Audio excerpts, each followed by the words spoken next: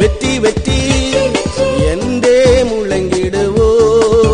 இயேசுராஜன் நம்மோடு இருப்பதினாலே என்றென்று முழங்கிடுவோ.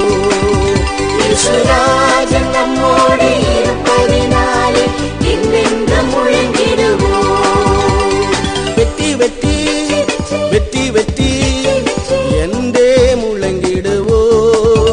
இயேசுராஜன் நம்மோடு இருப்பதினாலே என்றென்று முழங்கிடுவோ. இயேசுராஜன் நம்மோடு இருப்பதினாலே என்றென்று முழங்கிடுவோ.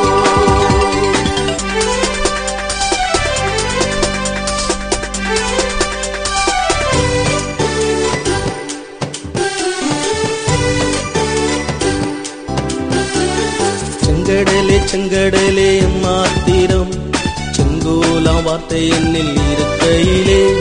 செங்கடலே செங்கடலே மாத்திரம் செங்கோலாம் வார்த்தை என்னில் இருக்கையிலே.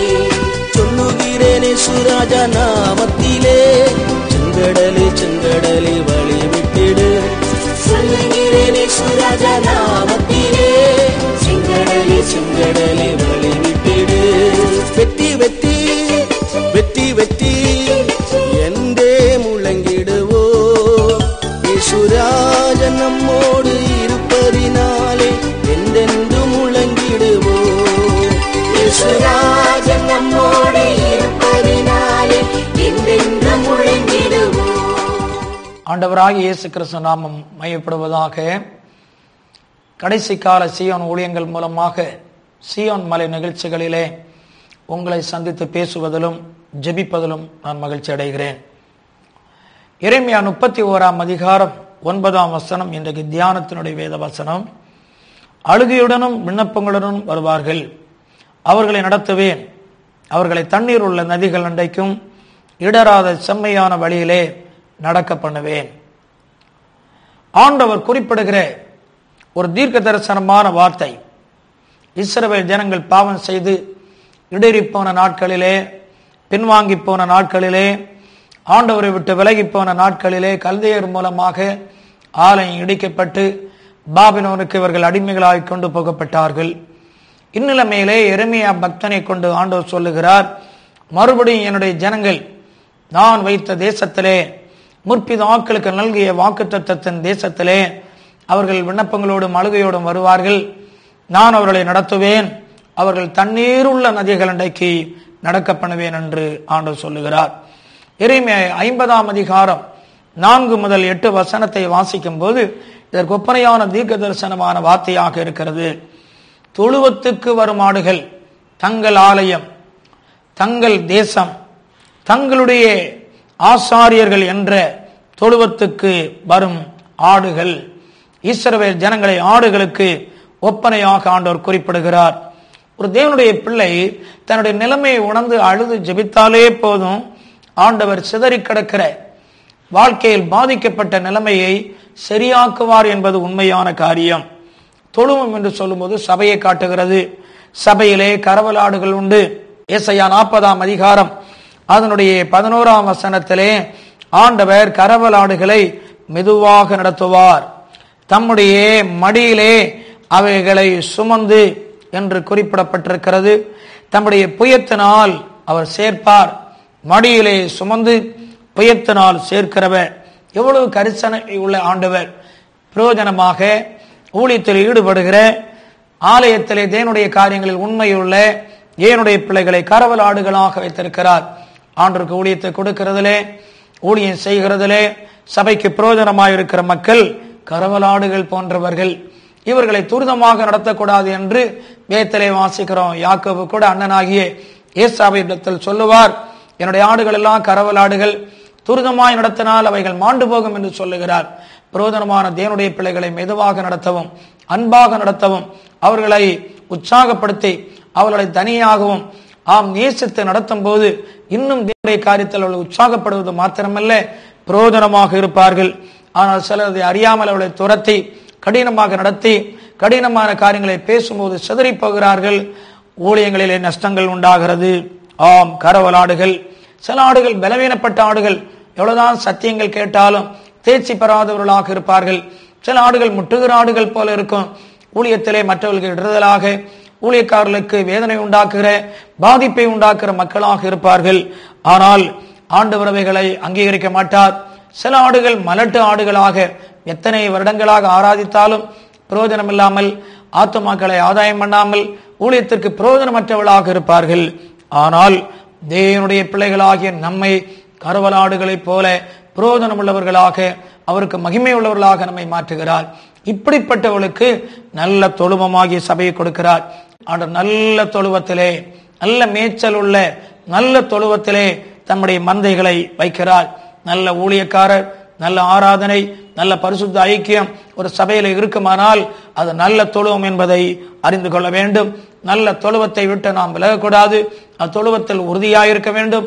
அந்த மேய்ச்சலின் ஆடுகளாக, கைக்குள்ளான ஆடுகளாக, மேய்ச்சலின் உண்மையான மகத்துவங்களை அறிகிறவர்களாக இருப்போமானால் கர்த்தர் அங்கிருந்துதான் நல்ல தேவ மனிதர்களை தெரிந்து கொள்ளுகிறார். அருமையானவர்களே, உண்மையாக சபைக்குள் நாம் அடங்கி இருப்பது உண்மையானால் நம்ம எப்பொழுது உயர்த்த வேண்டும், எப்பொழுது உபயோகப்படுத்த வேண்டும் என்பதை ஆண்டவர் அறிந்து ஏற்ற வழியில் நம்மையும் தாவீதை போல மந்தைகள் தெரிந்து கொள்ள அவர் வல்லமையுள்ளவர். மீகா 2ஆம் அதிகாரம் 12ஆம் வசனத்திலே அப்படிப்பட்ட தொழுவங்களுக்குள்ளே ஒரு இரைச்சல் உண்டாகும். என்ன இரைச்சல்? பிரிவினையின் இரைச்சலா, சண்டையின் இரைச்சலா, அன்பு குறைவின் இரைச்சலா, முறுமுறுப்பா? இல்லை, பரிசுத்தாவியின் இரைச்சல். ஆவிக்குரிய வரங்கள், கிருபையின் திரள், ஆத்துமாக்களின் திரள் என்ற ஒரு இரைச்சலை ஆண்டவர் உண்டு பண்ணுகிறார். அநேக ஆலயங்களிலே பரிசுத்தாவி இல்லாமல், அந்நிய பாஷை இல்லாமல் ஆராதிக்கிற சபைகளை நாம் செத்த சபைகள் என்று சொல்லுகிறோம். ஆனால் ஆவியில் நிரம்பி ஆராதித்து தொழுது கொண்டு உண்மையாகவே தேவனை ஆராதிக்கிற ஒரு இரைச்சல் தேவன் மந்தைக்குள்ளே, தொழுவத்துக்குள்ளே வைத்திருக்கிறார்.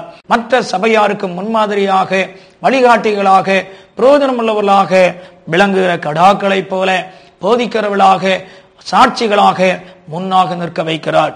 இன்றைக்கு நாம் தொழுவத்தில் இருக்கிறோமா? நாம் இப்படிப்பட்ட மந்தையின் முன் செல்லும் கடாக்களாக மந்தைக்குள்ளே மேய்ச்சலுக்குள் இருக்கிறோமா? கர்த்தர் நாளிலே தொழுவத்துக்குள் வராதவர்களை ஆலயமாகிய, ஊழியமாகிய, சத்தியமாகிய தொழுவத்துக்குள் கொண்டு வர விரும்புகிறார். ஒரு பெரிய ஊழியக்காரன் தன்னுடைய சிறு வயதிலே தன்னுடைய தகப்பன் சொல்லிக் கொடுத்த காரியத்தை சொன்னார். என் அப்பா சொன்னார், நீ ஜெபிக்க வேண்டும், வேதம் வாசிக்க வேண்டும். ரெண்டே காரியங்களை சொன்னார். அவர் மரித்து போனார். சிறு பையனாக, வாலிபனாக இருக்கும்போது வேதத்தை வாசித்தேன், ஜெபிக்க ஆரம்பித்தேன். நான் எந்த காரியத்துக்கும் எங்கும் ஓடவில்லை. முழங்காலில் நிற்பேன், வேதத்தை மணிக்கணக்காக படிப்பேன். நடந்த காரியம், ஆண்டவர் என்னை இவ்விதமாக உயர்த்தினார் என்று சொன்னார். அருமையானவர்களே, ஜெபம், வேதம் வாசிப்பும் ஆண்டவர் விரும்புகிறார். ஒரு தேவனுடைய பிள்ளை அழுகையோடும் விண்ணப்பங்களோடும் வருவார்கள். நாம் நமது குறைகளை உணர்ந்து அழுதாலே போதும், ஆண்டவர் உடனே தூக்கி நிறுத்துவார். நம்முடைய பிரச்சனைகளை ஆண்டவர் சரி பண்ணுவதற்கு ஆண்டவர் வல்லமையுள்ளவர். நேபாளம் என்ற நாடு நம்முடைய இந்தியாவுக்கு அருகாமையில் இருக்கிறது. பல வருடங்களாக 200 ஆண்டுகளுக்கு மேலாக அங்கே மன்னர் ஆட்சி இருந்தது. சாது சுந்தர் சிங் அங்கு ஊழியம் செய்தார். சில வேளை சிறைச்சாலைக்கு கூட போயிருக்கின்றார். நடந்த காரியம், 200 ஆண்டுகளுக்கு மேலாக மன்னர் ஆட்சி நடைபெற்ற அந்த தேசம் இன்றைக்கு சாது சுந்தர் சிங் போன்ற பரிசுத்தவான்கள் அங்கு சென்று ஜெபித்ததும் ஊழியம் செய்ததும் இன்றைக்கு ஜனநாயக ஆட்சியாக, ஆம், அந்த தேசம் மாற்றப்பட்டிருக்குமானால் தேவனுடைய பிள்ளையை ஜெபம் எவ்வளவு பெரிய காரியங்களை கொண்டு வரும் என்று நாம் அறிந்து நமது வாழ்க்கையிலே ஜெபத்திற்கு நாம் முக்கியத்துவம் கொடுக்கிறவர்களாக நாம் இருக்க வேண்டும். மூன்றாவதாக, இடராத செம்மையான வழியிலே ஆண்டவர் நடத்துகிறார். ஆண்டவர் நடத்துகிற பாதை இடறி போகிற பாதை அல்ல, பின்வாங்கி போகிற பாதை அல்ல, வழுகி போகிற பாதை அல்ல. சாத்தானுடைய நோக்கம் என்ன? நல்ல தேவனுடைய பிள்ளைகளை இடர பண்ண வேண்டும். முன்னேறி கொண்டிருக்கிற தேவனுடைய பிள்ளைகளை வஞ்சிக்க வேண்டும். கர்த்தருக்கென்று பரிசுத்தமாய் இருக்கிற பிள்ளைகளை பாதிக்க பண்ண வேண்டும். சாத்தான் இடரல் பண்ணுவான், கால் தவற பண்ணுவான், சிக்கல்களை உண்டாக்குவான், விழுகையை உண்டாக்குவான், வழுகி போகிற இருதயங்களை உண்டாக்குவான். ஒரு பரிசுத்தவான் குறிப்பிடுகிறார், 3 காரியங்களினால் ஒரு மனிதன் வஞ்சிக்கப்படுகிறான். ஒன்று, தன்னைத்தான் வஞ்சிக்கப்படுவது. ஆம், நமக்குள்ளே பெருமை, மேட்டுமை, சுயம், மாம்சம் இவைகளுக்கு இடம் கொடுத்து வஞ்சிக்கப்படுகிறோம். 2வது, சுற்றத்தார், நண்பர்கள், அயலகத்தார்கள், சூழ்ந்திருக்கிற மக்கள் மூலமாக வருகிற சோதனைகள், பிரச்சனைகளினால் வஞ்சிக்கப்படுவது உண்டு. நன்றாக பழகுவார்கள், ஆனால் தந்திரமாய் பழகி பலவிதமான பணப்பிரச்சனைகளினாலும் பலவிதமான ஆவிக்குரிய வீழ்ச்சிகளினாலும் வஞ்சித்து விடுவார்கள். அன்பு கூறுகிற நயவஞ்சகமான பழக்கங்கள் மூலம் தந்திரமாய் வஞ்சித்து போடுவார்கள்.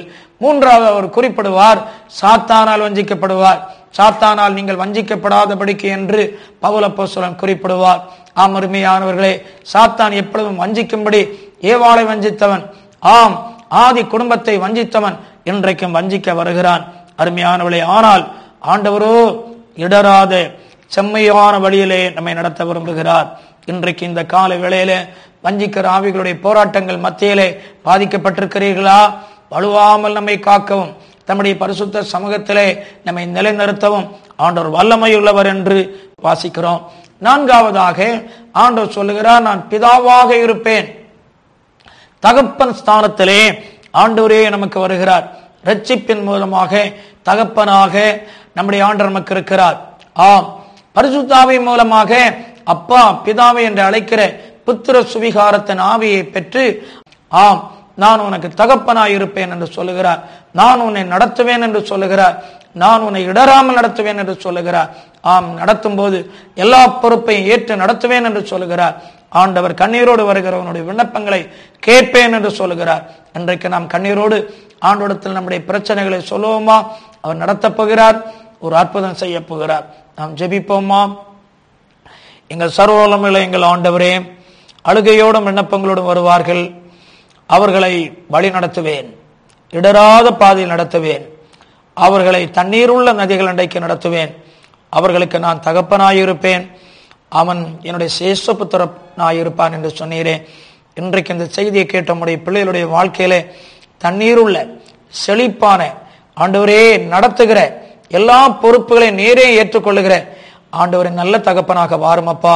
அவருடைய வாழ்க்கையில் ஒரு அற்புதம் நடைபெறுவதாக, தனிமை நீங்குவதாக, தோல்வி நீங்குவதாக. இந்த செய்தியை கேட்டுக்கொண்டிருக்கும் போது இவருடைய வாழ்க்கையில இன்றைக்கு இந்த ஜெப நேரத்திலே எந்த நோய்கள் இருந்தாலும் எந்த பிரச்சனை இருந்தாலும் இப்படி நீங்கும்படி உடைய நாமத்தில் கண்ணீரோடு ஜெபிக்கிறேன். ஒரு அற்புதம் நடைபெறுவதாக.